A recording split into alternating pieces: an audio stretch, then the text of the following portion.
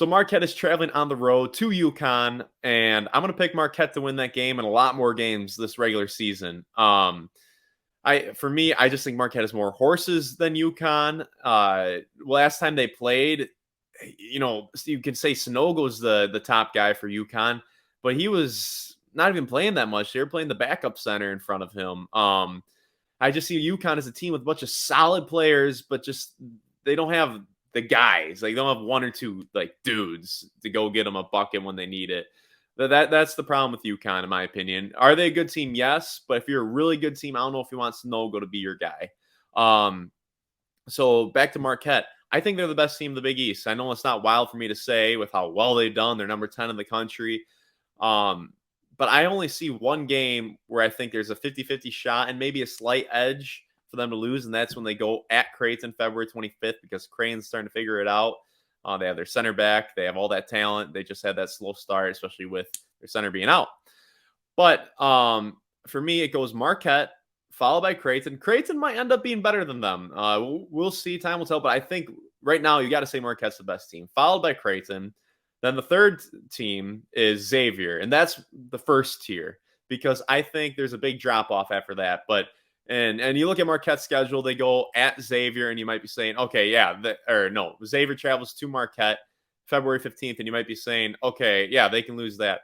I don't think so, especially now with Fremantle. Even with Fremantle, I'm picking Marquette to win, because the Fiserv Forum shows up for those kind of big games, and I think Marquette's better than Xavier. But so the second tier, and I think there's a big drop off this year in the Big East from those top three teams to the next few teams. I think the next team is Providence. Hopkins is a legit stud for them. They play hard, they're physical, classic Ed Cooley team. But the problem with this year's team is I notice some of their attention to detail is a problem, particularly leaving shooters wide open.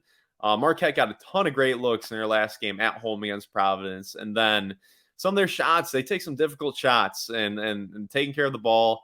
Those are some weaknesses I see with Providence, but they're a solid team, not as good as the top three in my eyes. And then it goes UConn, and I already kind of talked about them. I just think they're definitely that second tier below the top three. And then after that, I kind of lump everybody else, and I think there's a lot of get well games in the Big East this season. Like top to bottom, like the top teams are pretty solid, the top three, but then the second tier, those are good. But then the bottom is just a ton of get well games. And yeah, I don't think this is the strongest Big East we've seen in recent years. I think Marquette is a really good team in a down year for the Big East, top to bottom. So then you look at Butler, they just don't have the horses. Georgetown is Georgetown. You got St. John's, Seton Hall, DePaul. Not impressive. Villanova looking a little better with Justin Moore back, another piece for them, but he's coming off like the worst basketball injury, Achilles tear from last year's NCAA tournament. And they just, I don't know, they haven't been too impressive just from the eye test. I haven't been impressed with how they run their offense. Could I be wrong?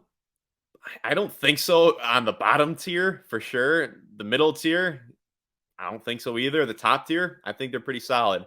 But that's all I got for you. Thank you very much for making it to the end of the video. If this is your first video with me, make sure to like and subscribe, and I'll see you next time.